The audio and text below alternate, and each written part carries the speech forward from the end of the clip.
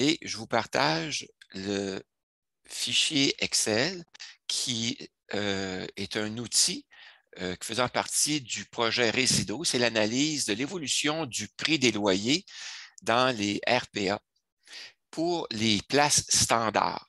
Et cet outil-là a été mis à jour hier et il couvre la période de 2017 à 2021. Alors, vous voyez à droite de l'écran un encadré jaune. Cet encadré jaune-là, il sert à vous rappeler que ce fichier-là contient des macro-commandes et que la première fois que vous allez l'ouvrir, vous allez probablement avoir à activer le contenu. Alors, vous l'ouvrez pour la première fois, entre la portion du ruban et la feuille de travail, il va y avoir une ligne qui va vous indiquer un avertissement de sécurité et qui va vous proposer d'évaluer si le fichier est sûr ou non. Si vous estimez que le fichier est sûr, bien, vous cliquez sur le bouton jaune qui est habituellement ici, jaune ou bleu, là, selon les versions d'Excel, pour activer le contenu et activer la programmation des macro-commandes. Donc, vous cliquez dessus et ça va être fait pour l'ensemble du fichier. Il n'aurait plus à le réactiver à chaque fois, sauf si vous le changez de répertoire. Voilà. Donc, dans cet outil-là, ici, vous voyez qu'il y a deux sources d'informations qui ont été utilisées. D'abord, les rapports sur les résidences pour personnes âgées de la SCHL produits de 2017 à 2021. Et la deuxième source, c'est des tableaux CanSim de Statistique Canada qui produit des statistiques sur l'inflation. Le sommaire du fichier, de l'outil, alors il y a un onglet Introduction, un onglet qui présente les observations sur le magasinage ou le marché, si vous voulez, des RPA. Ensuite, un onglet pour vous permettre de sélectionner un ou plusieurs segments de marché. Ensuite, des onglets dans lesquels les résultats vont apparaître. Alors, vous avez un onglet pour l'analyse du prix des loyers d'un segment qui va vous présenter les données pour le prix des loyers, un autre onglet qui va présenter plusieurs segments de marché. Vous aurez un autre onglet qui va vous présenter les taux d'augmentation du prix des loyers et un autre onglet qui va vous présenter le taux d'inoccupation des loyers. Donc, vous avez tous ces éléments-là et en plus, vous avez un onglet de données qui n'est pas répertorié ici, un onglet de données qui contient comme la base de données qui est utilisée dans cet outil-là, ces données-là sont retransmises dans les autres onglets où les résultats sont affichés. Et vous avez aussi un onglet référence à la fin. Donc, je vous présente l'onglet Introduction. Alors, cet outil-là, ici, comme vous savez, il y a trois outils d'analyse du marché. Cet outil-ci s'adresse aux personnes et aux groupes qui s'intéressent à l'évolution du prix des loyers dans les résidences pour personnes âgées au Québec. Il a pour but de faciliter la comparaison et la négociation des prix des loyers dans les RPA. Il permet d'analyser l'évolution du prix des loyers d'un ou plusieurs segments de marché à l'aide du tableau de données, d'indicateurs, de comparaison et de graphiques. Il permet aussi de comparer des segments de marché en les classant par prix, par taux d'augmentation et par taux d'inoccupation à l'aide des filtres et des fonctions de tri d'Excel. Donc, dans les sources d'informations qui sont utilisées, si jamais vous voulez les réutiliser, vous avez les hyperliens qui sont indiqués ici. J'ai utilisé les rapports sur les résidences et plus particulièrement dans cet outil-ci, j'ai utilisé le tableau 3.1 provenant du rapport sur les résidences pour personnes âgées de la SCHL, le tableau 3.1 qui porte sur le loyer mensuel des places standards. Et ces informations-là sont calculées dans par année, si vous voulez, et j'ai aussi utilisé les mêmes rapports, mais qui sont présentés différemment. Ce ne sont que des tableaux pour les années 2020 et 2021. Le rapport complet contient une soixantaine de pages, dont une trentaine de tableaux, tandis que les tableaux ne contiennent que les tableaux. Il n'y a pas la partie analyse qui est complète dans la partie des rapports de 2016-2019. Donc, ici, ce sont que les tableaux, une trentaine de tableaux au total. On a aussi les tableaux de CanSim, et dans les tableaux de CanSim, j'ai utilisé la décomposition de trois régions, l'ensemble de la province de Québec, RMR de Québec et RMR de Montréal. Et pour ces trois segments-là, j'ai utilisé seulement le taux d'inflation global, c'est-à-dire l'indice des prix à la consommation. Ensuite, j'ai utilisé le taux d'augmentation des loyers des logements locatifs. Alors, les logements locatifs, ce sont les logements qui sont loués là, par soit des grands propriétaires d'édifices à logement ou des petits propriétaires, c'est la même chose. Et aussi, une autre statistique qui est le taux d'augmentation des sources d'énergie, électricité, gaz et mazout. Cependant, pour les deux derniers éléments ici, là, taux d'augmentation des loyers des logements locatifs et taux d'augmentation des sources d'énergie, Statistique Canada a cessé de produire ces informations-là il y a 2 ans. Donc, je les ai pour les années précédentes, mais les 2 dernières années, je ne les ai pas parce que Statistique Canada a cessé de les produire, malheureusement. Ensuite, on a la description des données utilisées dans cet outil qui est présentée dans 2 articles du blog portant sur le projet Résido. Alors, si vous voulez donc voir la description des données plus précises, ben, vous pourrez consulter l'article 4 sur les sources de données et l'article 5 sur les outils d'analyse. Dans les tableaux de la SCHL utilise une carte des régions pour décomposer la région, chacune de la province en région et la région en territoire. Et cette carte-là est présentée dans le rapport sur les résidences à la page 4. Donc, vous avez l'hyperlien, vous pourrez aller directement à la page 4 pour voir la carte des régions si vous voulez vous savoir à quoi telle région correspond. Et le découpage des territoires peut différer de ce à quoi on s'attend pour les grandes villes. Alors, soyez pas étonnés. En général, lorsqu'on utilise l'expression RMR comme RMR de Québec, RMR de Montréal, RMR de Sherbrooke ou Trois-Rivières, ça correspond à une grande région administrative, la région métropolitaine de recensement qui comprend la partie urbaine et la partie des banlieues, aussi les banlieues autour de la région principale, si vous voulez, de la grande agglomération urbaine. Par contre, on a une région qui s'appelle Capitale nationale, qui correspond en gros à la région de Québec, sauf que cette région-là va correspondre à la périphérie de la capitale et non pas là, à la partie centrale. Donc, c'est un peu déconcertant parfois. Il faut voir comment la SCHL regroupe ces éléments pour être sûr d'être positionné à le bon territoire. Ensuite, la description des territoires, le rapport sur les résidences l'explique aussi à la page 6. Donc, la page 4, vous avez la carte et la description des territoires à la page 6. Maintenant, les périodes considérées. Pour les données, dans cet outil-ci, lorsque vous voyez le prix moyen des loyers, la dernière donnée qui est comptabilisée, c'est celle de l'année 2021. Donc, on a les années de 2017 à 2021. Pour le taux d'augmentation des loyers, on se sert de cette période-là pour calculer le taux annuel d'augmentation. Et le taux d'inoccupation, lui, ce qui est présenté dans cet outil-ci, on va donner le taux d'inoccupation de la dernière année. Alors, vous allez l'avoir lorsque c'est présenté seulement pour la dernière année. Ensuite, il faut s'attendre aussi à ce qu'il y ait un décalage entre les statistiques disponibles et l'augmentation du prix des loyers. Comment ça s'explique? Ça s'explique de la façon suivante. Le prix des loyers d'une année est déterminé en tenant compte des dernières statistiques disponibles sur l'inflation. Par exemple, si le prix des loyers de 2021 sont déterminés en décembre 2019, les dernières statistiques qui sont disponibles portant sur le taux annuel d'inflation à ce moment-là sont celles de l'année 2020. Alors, c'est ça, il y a tout le temps un décalage entre les données qui sont produites par la SCHL, les données de Statistique Canada aussi. Alors, les statistiques de la partie de 2021, pour le taux d'inflation de 2021, ils sont disponibles, mais seulement pour une partie de l'année. Ils ne sont pas disponibles pour toute l'année 2021.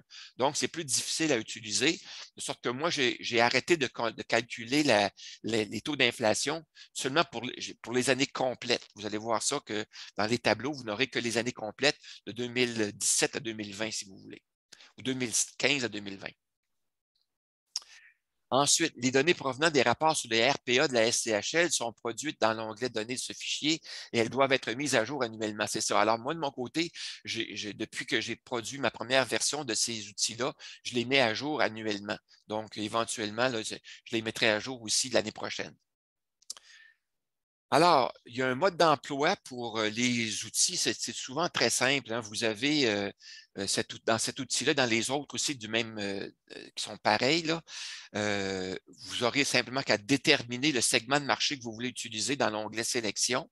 Vous aurez à choisir un indicateur de comparaison et consulter les résultats. Les résultats sont affichés dans plusieurs autres onglets. Alors voilà. Je vais passer maintenant à l'onglet Observation. L'onglet Observation, c'est un onglet qui contient des observations qui sont formulées dans le rapport de la SCHL de 2019 aux pages 1 à 3. Il y a plusieurs observations qui sont intéressantes à connaître lorsqu'on magasine une résidence pour personnes âgées. Alors, j'ai repris les observations les plus intéressantes, les plus pertinentes. Je les ai reprises dans cet onglet-ci pour les regrouper, pour vous donner une idée comment ça fonctionne. Alors, je les ai regroupées là, par thème. Alors, il y a des observations qui portent sur le taux d'inoccupation, sur le prix moyen du loyer, le taux d'attraction, sur le segment qu'on appelle les soins assidus. Et j'ai aussi fait des observations complémentaires qui ne sont pas présentées dans les outils de la SCHL, mais que j'ai moi-même faites en observant les résultats que j'ai observés. Alors voilà. Ces éléments-là, je ne les reprends pas maintenant parce que ces observations-là datent de 2019. Donc, elles n'ont pas été mises à jour en 2020 ni en 2021. Donc, je ne les lirai pas, mais vous pourrez les lire pour avoir un aperçu de ce qui est mentionné si vous le souhaitez. Alors, donc, il y a une mise en garde aussi qui est présentée ici, c'est que lors de la négociation, certaines résidences soustraient le montant du crédit d'impôt applicable lorsqu'ils nous présentent le prix de leur loyer. Alors, cette pratique peut faciliter le calcul du budget et donner l'impression que le prix du loyer est plus bas qu'il ne l'est en réalité. Alors, ça ne reflète pas le prix réel du logement et ça rend difficile la comparaison avec le prix du marché. Alors, à notre avis, le prix présenté, négocié et convenu ou inscrit sur le bail ne devrait pas tenir compte ni faire référence au crédit d'impôt. Ça devrait être le prix total payé. Alors voilà, c'est une petite mise en garde que je tiens à vous faire. Maintenant, on va passer à l'utilisation de l'outil lui-même. L'onglet Sélection. L'onglet Sélection, il est divisé en deux parties.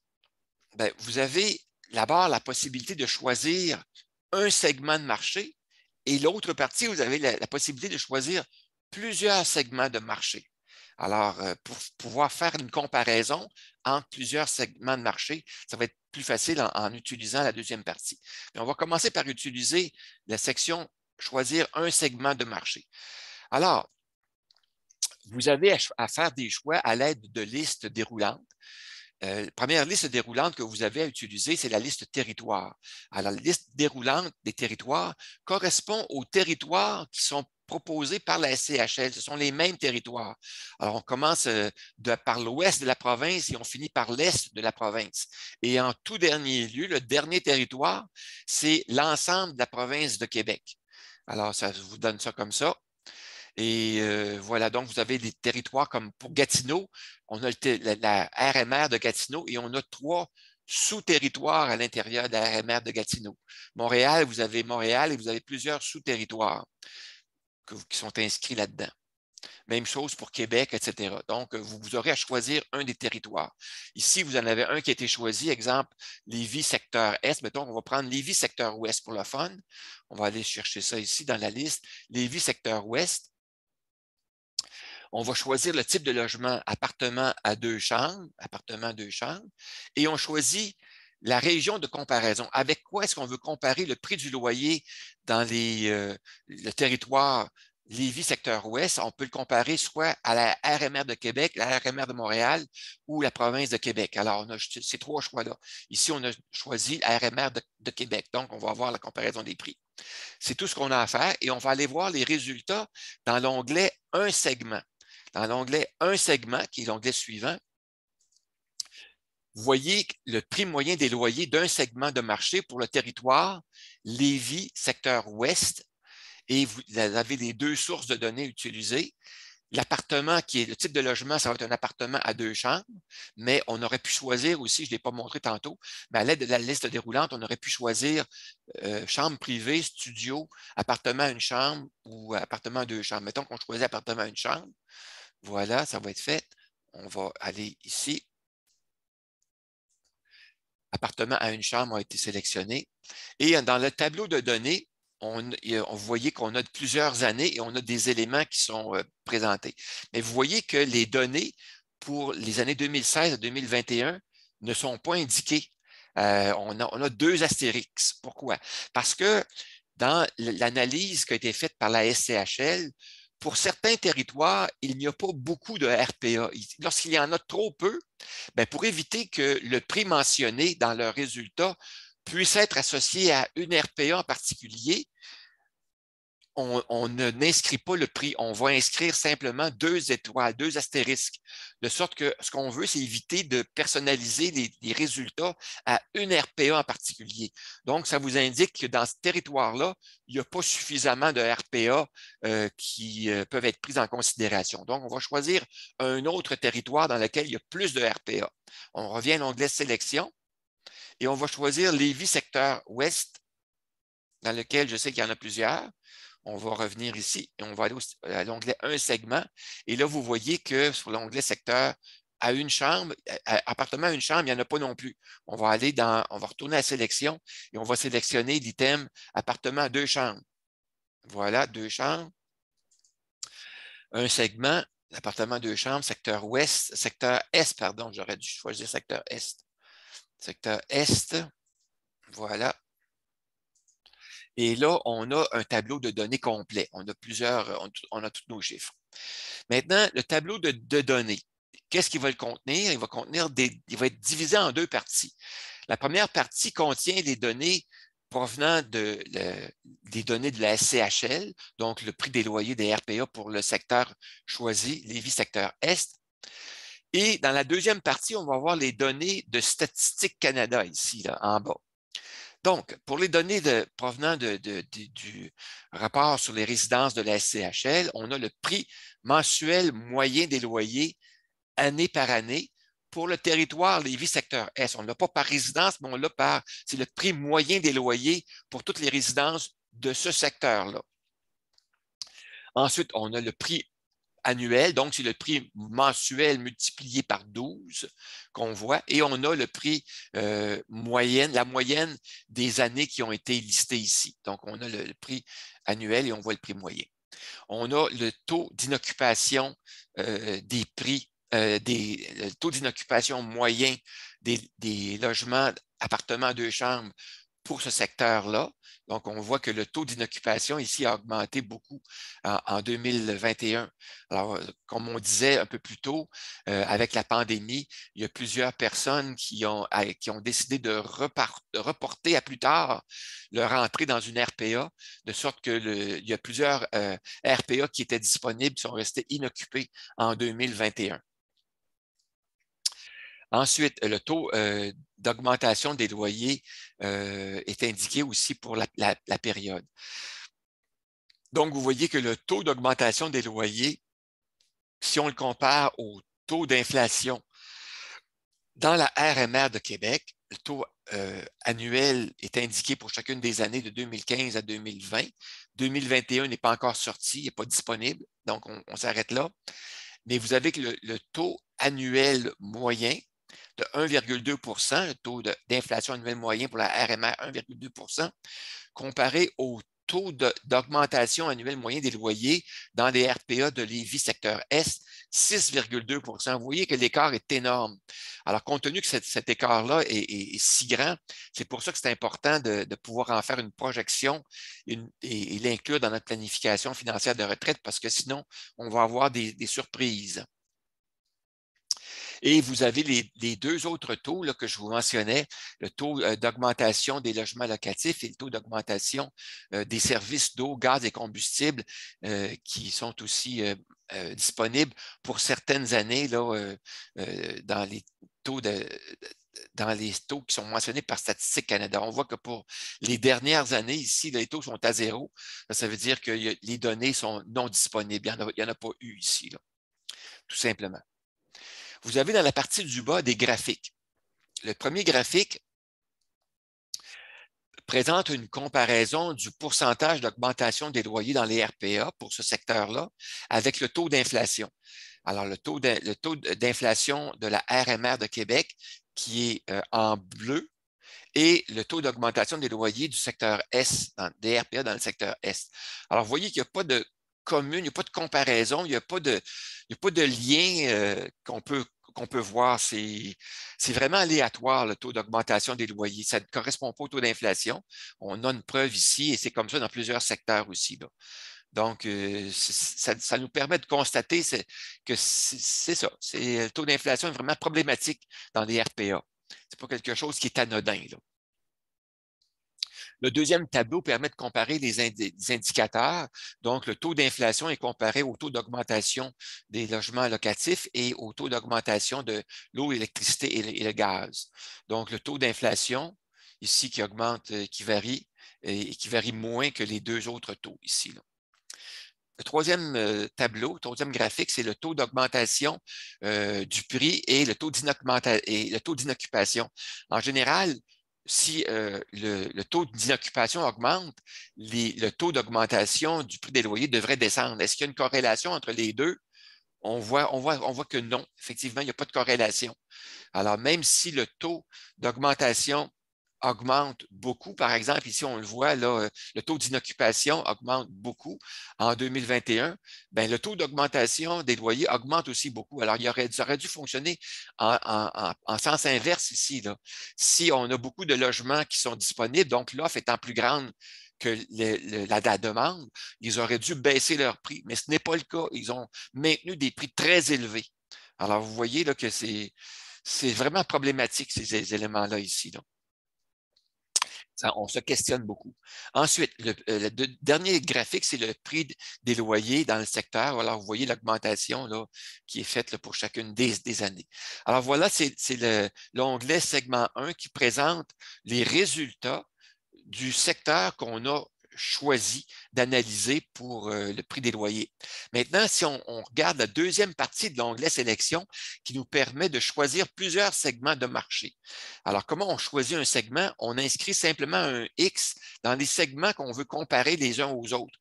Alors, ici, on peut comparer jusqu'à 10 segments. Alors, j'ai inscrit des X dans les segments qui m'intéressaient de comparer. Donc, ici, là, Québec RMR, l'agglomération de Québec, Hauteville, ensuite Sainte-Foy-Sillery, Rive-Sud de Québec. Alors voilà, j'ai choisi des segments et on peut en choisir jusqu'à 10. Et une fois que j'ai choisi ces segments-là, j'ai à cliquer sur le bouton « Produire ». En cliquant sur le bouton « Produire », les résultats vont être calculés et affichés dans l'onglet « 10 segments ». Alors voilà l'onglet 10 segments qui nous présente les résultats pour les 10 segments qu'on a sélectionnés et il va les présenter l'un après l'autre. Alors, tout simplement, en faisant défiler, on peut voir que c'est la répétition, la même présentation qu'on a vue tantôt dans l'onglet « Un segment » qui est présenté ici, tout simplement. Alors, les mêmes tableaux, et en les regroupant ensemble, ça nous permet de comparer là, les résultats, tableau segment par segment, pour les plusieurs segments, plusieurs secteurs qui nous intéressent. Maintenant, on va aller dans un autre onglet. Je vais aller vous présenter l'onglet « Données ». L'onglet « Données » contient la base de données qui provient des résultats qui viennent des rapports sur les résidences de la SCHL. Ce sont les données qui sont là, qui sont reportées telles qu'ils sont présentés. Et à droite, vous avez des statistiques que j'ai pu calculer à partir des données qui sont placées dans les colonnes là, de A jusqu'à AB. Ce sont les données brutes. Et à partir des colonnes AC et suivantes, ce sont les statistiques que j'ai pu compiler du taux d'augmentation annuelle à partir des données là, des colonnes précédentes. Et ensuite, on a un autre bloc qui présente les taux d'inoccupation et ces taux d'inoccupation-là proviennent aussi des données du rapport sur les résidences. Ça provient tel quel d'eux-mêmes directement. Cet onglet-là, je vous suggère de ne pas l'utiliser. Sachez qu'il est là, mais ne l'utilisez pas.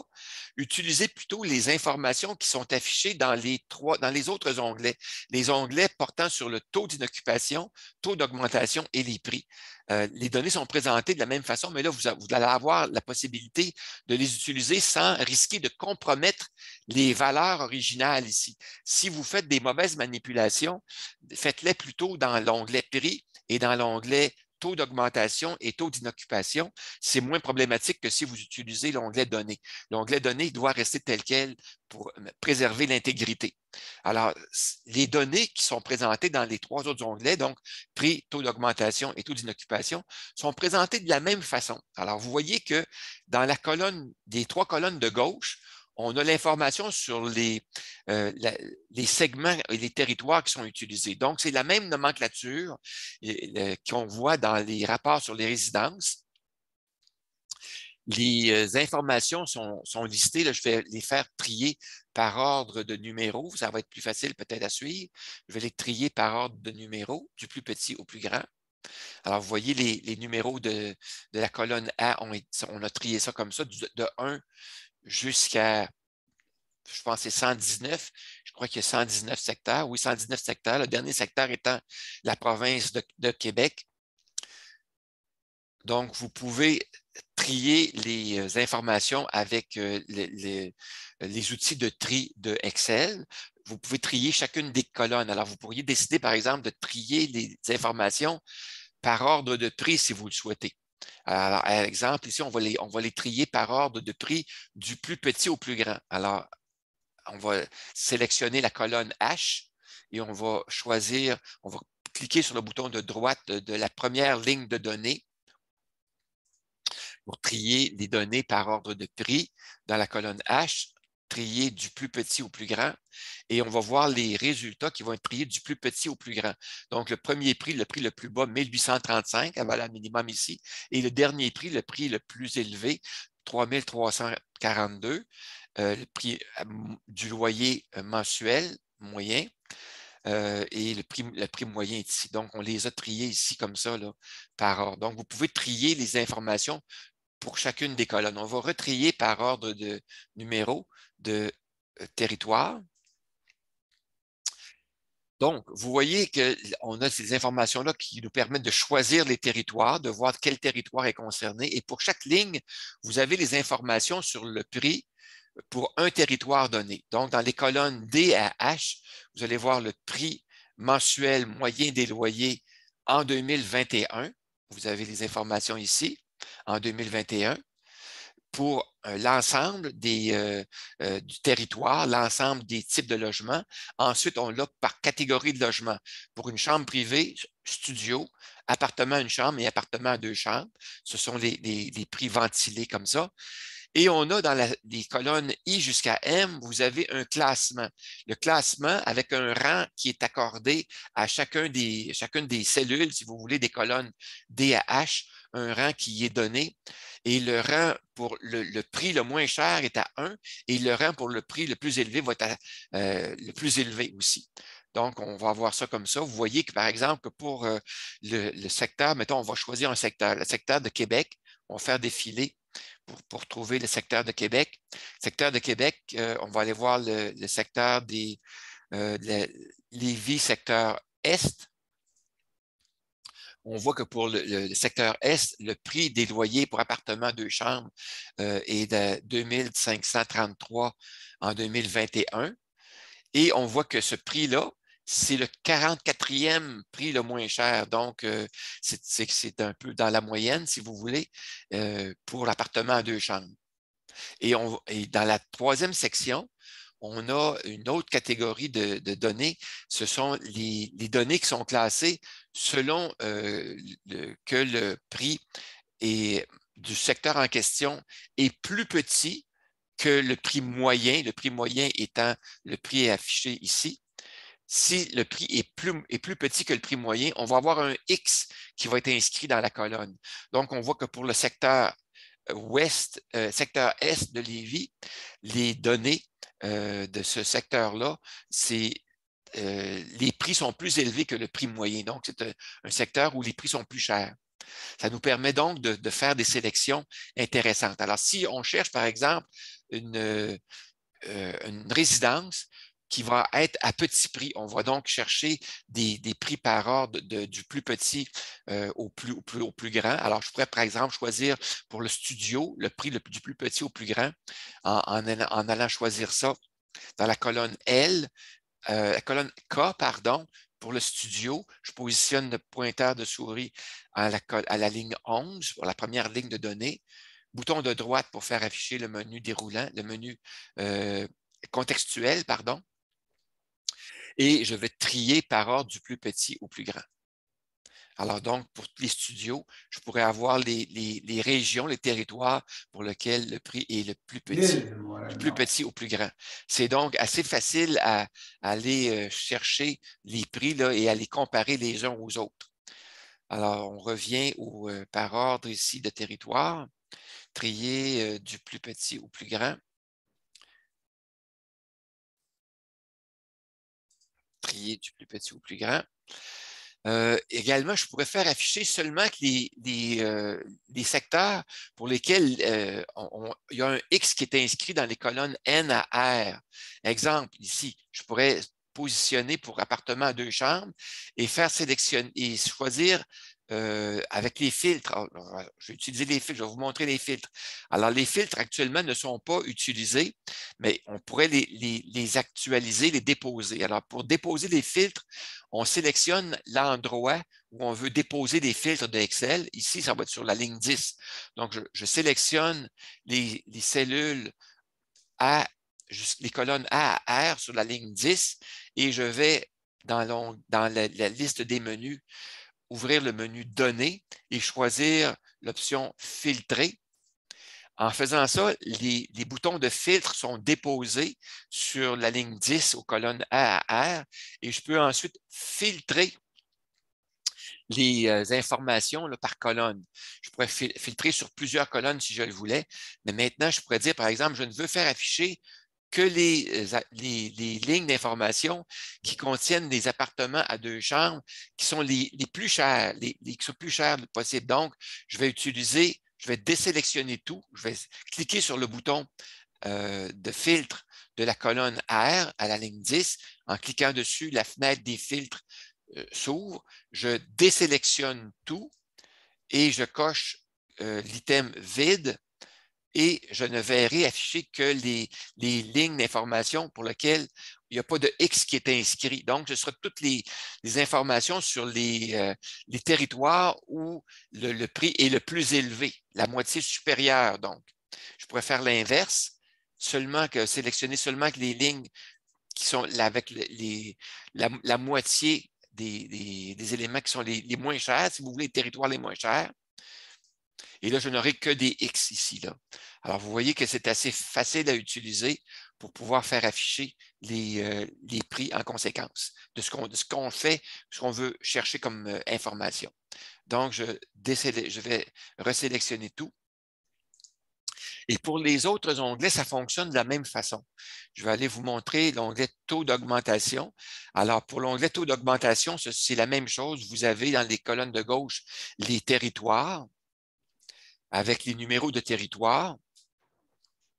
Vous avez la partie augmentation des taux moyens qui est indiquée par type de logement, si vous voulez, dans les colonnes D à H. Et vous avez le classement du plus petit au plus grand dans les colonnes J à M et l'information sur le classement selon que le prix est plus petit ou plus grand que le prix moyen, si vous voulez, ici dans les colonnes N à R.